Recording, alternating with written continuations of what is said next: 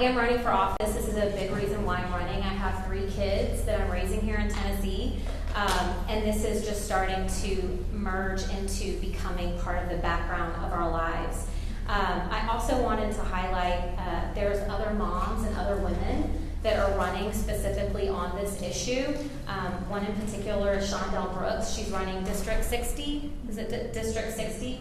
And she lost her son to gun violence. He was killed in the Waffle House shooting. So I think it's really important for us to acknowledge that these are things that we're seeing, and now we're seeing people turn it into action. And I also want to thank the panelists for being here, because they all have their individual stories, and this is like a tough thing to talk about. This is a good space to talk about it, but it can be controversial, and it really shouldn't be.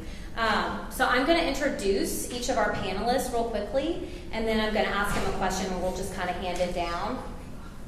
Our first panelist is Sharita Henderson. She's a survivor of the 2018 mass shooting at Waffle House in Antioch, and she's here to talk about her experience and the ripple effects that gun violence has. Next is Sarah Shute Newman. She is a Covenant parent and a community advocate for stricter gun laws. She has become a familiar face on Capitol Hill fighting the good fight. We also have Dr. Jill Streams. She is a trauma surgeon here in Middle Tennessee, and she's here to talk about seeing more patients with gunshot wounds and the effects this has on survivors and also our healthcare system. And then last we have Angela Frederick. She has been a public school educator since 2013, and she's currently the president of the Williamson County Education Association, which represents teachers and employees here in Williamson County. So thank you so much for being here, you guys.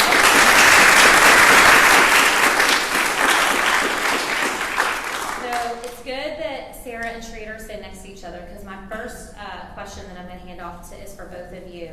I wanted you guys to talk about surviving and being in a community that was directly affected by gun violence. And Sharita, I want you to share with us not just being a survivor, but what that recovery process has looked like for you mentally and physically.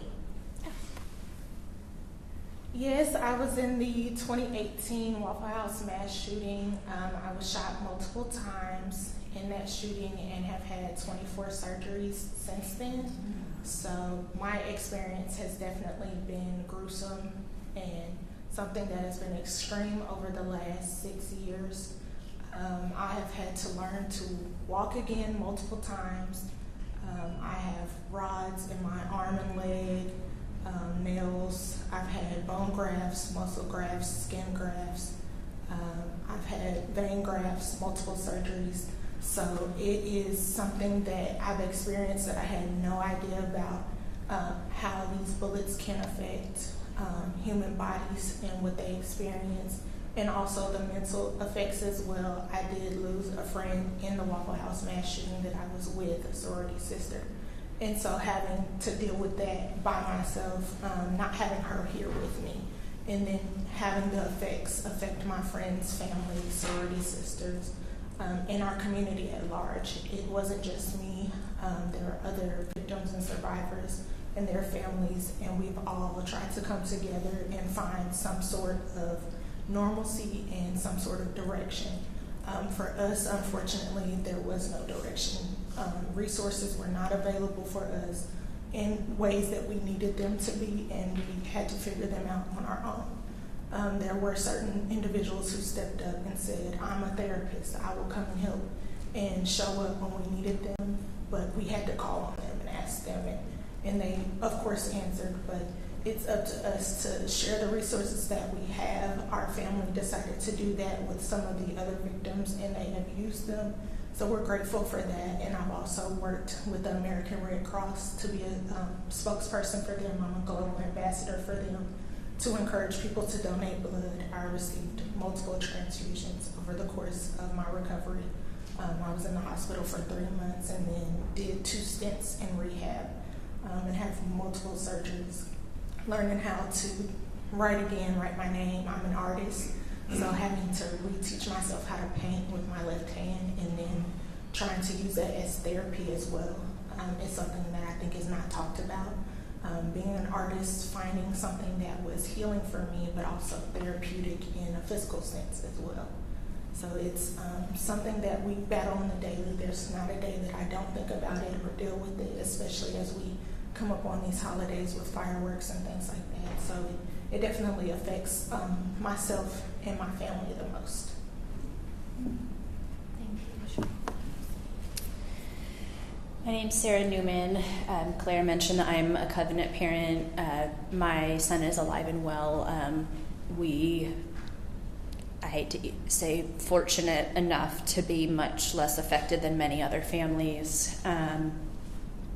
It's largely why I felt like I had the bandwidth and needed to step up, because I saw what this did to not only the victims' families who lost their loved ones, but our entire community, those who survived, all of these kids that their innocence was robbed, their childhood innocence was robbed. They stopped being kids that day. I had the privilege of not being affected personally by gun violence until Covenant, and realizing the damage that it does to a community, not only physically, but the mental toll that it takes for school shootings. And it's not just Covenant. There's been many studies done that show schools surrounding the area of when there's been a mass shooting, all of the grades drop, all of those surrounding schools. It isn't just about the kids at Covenant. This is our entire community. I'm not, there are many families and kids who knew and loved these people that didn't, maybe they didn't go to Covenant, but they've known and loved them for years. This affects so many more people. And what I saw was we had a lot of community support, which was beautiful. I don't know how I would have made it without it. And then when I went to the Capitol and when I started meeting other families like Shondell and Clemmy Greenlee and people from Moms Over Murder and many others who had lost their children, is they had nothing. They're not getting bows on their mailbox. They're not getting signs anywhere. Like, I'm sitting here thinking, I am the least affected out of this. And I'm going to every single trauma moms talk that they're setting up and doing all of this and could barely function. And all I could think is these communities got nothing. They didn't get these resources. One of the most striking things was we were told about neurofeedback, which I had been a nurse for 15 years, had no idea what it was. It was life-changing for trauma, and I was having a conversation with Shondell about it one day, and how they could tell your brain changes and you don't have short-term memory anymore and you can't do facial recognition, and it was wild to see that from them doing my brain map when I wasn't even there, that it affected it that much. And Shondell looked at me and said, "Is that a thing? The trauma can affect your memory?" I have never felt normal these past 6 years. And it just hit me, she lost her son. Nobody told her these things. Where was the community outreach? And I care very much about legislation. A school shooting is the anomaly, right? One of the trauma therapists said with my son, he was 5 at the time, because he's so little, he probably has a 65 to 80% chance of experiencing interpersonal gun violence by the time he turns 18. That's likely not going to be another school shooting. It's going to be suicide, or it's going to be interpersonal violence. And realizing we can't focus on policies for just school shootings. We need to be going out in the community, talking to people that this is affecting every single day. They're living this out with no resources, and the way that you address it is going to look different. And we need to be making sure that we're looking at suicide is a huge problem in Tennessee. An assault rifle ban is not necessarily going to help that. We've got to make sure we're bringing everybody to the table in these conversations. This is much larger than just guns. Yes, we need guns off the street. It is insane how many guns that we just let be taken right out of cars and used in violence. There's a little boy in my neighborhood who was just brutally murdered at a park that my kids play at all the time, with a gun stolen out of a car in Murfreesboro. A child killed him. His life is now forever over. we've got to stop that. Kids don't have a fully developed frontal lobe. We can't just make it so easy that they just have access to a gun like this and can, instead of getting together and having a fist fight, not that I want them to do that either, but the damage is a lot more permanent when they easily have access to a gun and they pull that out in a moment of rage. But it's also, what are we doing for our communities? Where's that gap? Where's the support? Are we teaching our kids how to cope with anger? Do we need community centers? Do we need more mental health resources in schools? What's making a kid think that that's the solution, that he brings a gun because he's upset? I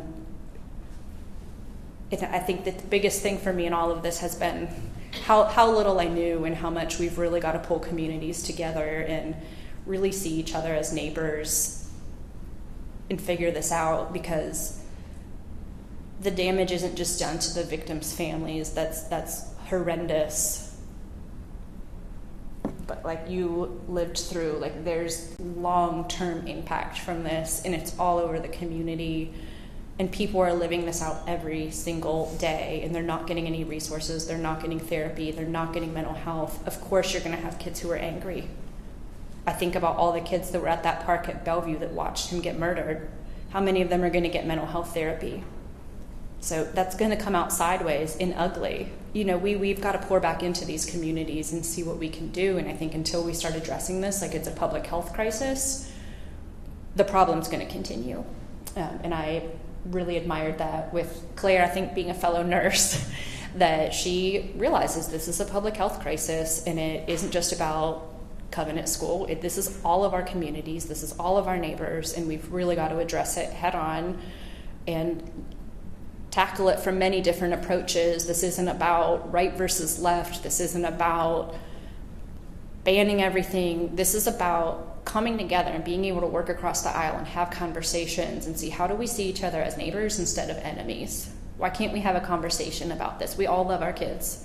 Why can't we have a conversation about what we want to do to keep them safe together? It shouldn't matter what letter's beside your name, if it's an R or a D, if we've lost the whole point of humanity if we can't even have a conversation like that. And I've really admired that in Claire. Thank you, Sarah. I haven't cried yet, so I'm proud of myself.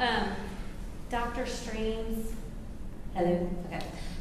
Dr. Streams, Sharita kind of talked about her injuries and what that has looked like for her. From your perspective, tell us the consequences of injuries from gunshots and how this public health crisis is affecting our healthcare system as you see it as a surgeon in Tennessee. So the movies make gunshots seem like they're not a big deal. You just pull the bullet out, right, and slap some gauze over it, and you can go on and battle. And that's just not the reality. It is the holes that the bullets cause. And when bullets enter your body at a high rate of speed, it destroys everything in its path. And that's brain, that's bone, that's skin, that's muscle, that's heart, that's intestines. And those holes can't always be filled. They can't always be fixed. And so, my job as a trauma surgeon is to take care of everyone who comes in, and we don't ask questions. We don't ask how it happened, why it happened. We don't care if you're a Republican or a Democrat or how old you are or anything. My job is to just take care of you. And it's incredibly hard to take care of people who have been shot. Now, sometimes we have miraculous wins and we can save people. And, that's my job, is to pour blood products into them and take them to the operating room and fix the holes and things. Sometimes we can't. There's a tremendous number of people who come in who are already dead, and I can do nothing to save them. And the only thing that saves those people is preventing them from getting shot in the first place. And then the people that I can save deal with the after effects of the damage to their bodies, to their minds, to their souls for the rest of their lives. And some of that damage is you can't remediate that, you can't fix it. So you have people who are paralyzed and now have to completely reinvent their lives, can't work anymore, can't play sports, can't do the things that they love because that bullet has taken it away from them. And those things I think are hard to capture in a snippet on the news, right? You hear, 13-year-old was shot and killed. They don't even put his name, right? It's very depersonalized. So violence in our country has become incredibly depersonalized. It's no longer John or Sharita or any of those people. It's, the 20 kids from Newtown, right? How many people really remember their names, right? These are our sons and our daughters and our parents, and they have to deal with that, and the communities have to deal with that. And, one of the things that we know from major studies and cities is that violence is like an infectious disease. Violence begets violence. And so when your communities are full of violence, it just perpetuates. And then teenagers are settling arguments with bullets instead of fistfights or words.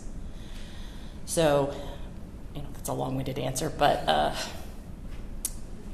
what I think the impact that people don't understand is that it's not just who dies. It's not the 20,000 people a year that die in the United States. It's the 45,000 people that have injuries and survive. And so, it makes my job very hard to day after day take care of people who are victims of violence. Not because I love what I do. I love taking care of people. But I have to tell mothers that their children are dead. That takes something from you. Gosh, sorry. I didn't think I'd be the one that cried. It does. It's very hard. And I have children of my own. I go home and I need to be their mother. And so I leave work at work, and I'm very good at that. But, I had to explain to my children what had happened during the Covenant shooting. Their school was a mile down the road. My daughter played softball with one of the girls. They were on a different team, but they played softball together.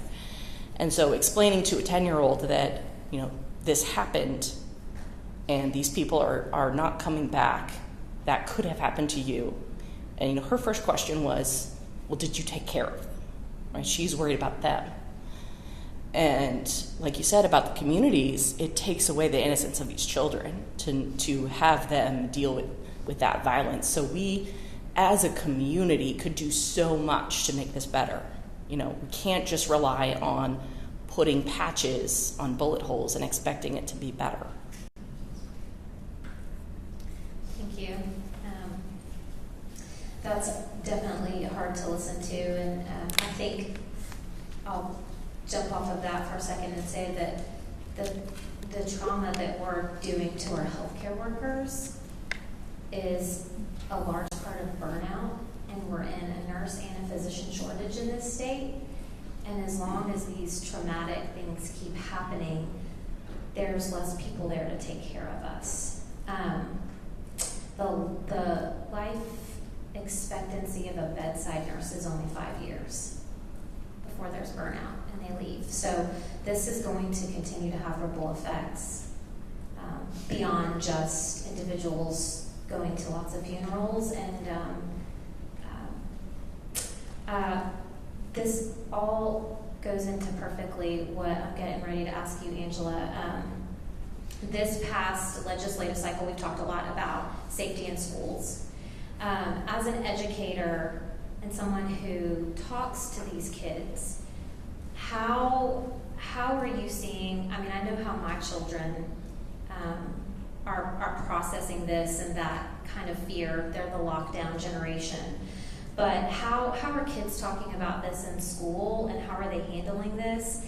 And how do you as an educator feel when the answer from the legislature was to arm teachers? Well, I have been working in the same high school for about the past 6 or 7 years. I have also worked in some elementary and middle school settings, and we have been in lockdown situations. I used to work in metro schools, so if there was police activity around the school, we would lock all the outside doors and sometimes hide in certain places.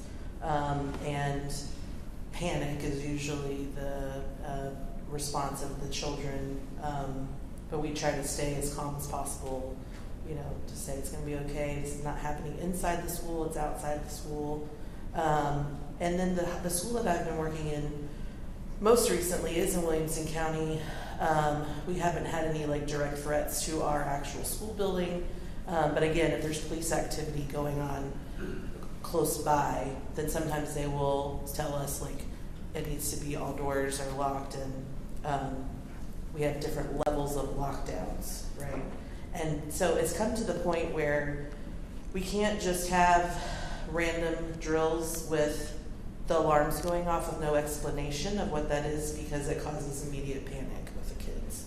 So if we're going to have just a normal monthly fire drill, which we have to do once a month, the principal has to come on the intercom and say, this is just a drill. We are only practicing. Nothing is happening. Nobody's in the building trying to harm anyone. We're just doing a drill. And we have to do that kind of thing anytime we do a tornado drill, or we do what they call intruder drills, just so that they have the idea of what they need to do in case it happens. But I have conversations all the time with the kids. I work in the library, so it's a really big open space. The kids will say, what happens if someone tries to come in here? What are we going to do? And I'll say, well, just run. Run away, because there's a door to the back of the library that goes into the neighborhood. Just run away. Just keep running and running. And I'm like, why do I have to have this conversation? Why do I have to tell? Why do we even have to say, why does Ms. Frederick keep only one door unlocked to the library? Why aren't they both unlocked? And it's so I can easily lock one in case somebody's coming in here to try to harm us, Why do we all have to be buzzed into the front of the building as if it's a prison? Why are we in a prison type environment? It's not developmentally appropriate for children to be interacting with people with guns anyway. That's not a great learning environment. Right now it's just the SROs in our building that have the guns on their hips, and I'm glad they're there. But again, it's they shouldn't have to be. We shouldn't have to live in a society where we expect that people are going to try to harm our community's children in their own learning environment. Oh yeah, sure, we have to lock up the schools because there are people out there that would take advantage of this situation. So for me, it's it's madness, essentially. And we're starting to have training. I was talking to the doctor here before I started. Teachers are starting to have training about how to do tourniquets and how to stop bleeding. And if you want to talk about the burnout with teachers, it's it's a hard enough job for them to also tell you, if someone comes in and harms your students or harms you, then you're going to have to do some triage before the ambulance shows up or whatever. So it just feels like a nightmare a lot of the time. It feels like we're accommodating the problem. Mm-hmm. Right. Yeah. I can say my own children, my daughter was the same age as the students that were killed at Covenant. And I think her processing that, kids have to make things similar to them. And when she was processing that these were kids in third grade just like her, that was hard to watch. But my son told me something. Kids talk, and they talk about what had happened at Covenant and different things. And my son had heard that the students who lost their lives had been locked out because they were going to the bathroom or something. And this started this thing for him where for the rest of 6th grade, he was scared to just go to the bathroom. Because when you leave the classroom, the doors are locked and you have to get permission from someone in the room to come back in. So, that really made me so sad for him. And that's nothing catastrophic has happened to him or anything like that, but he thinks, I don't want to go to the bathroom because I might die.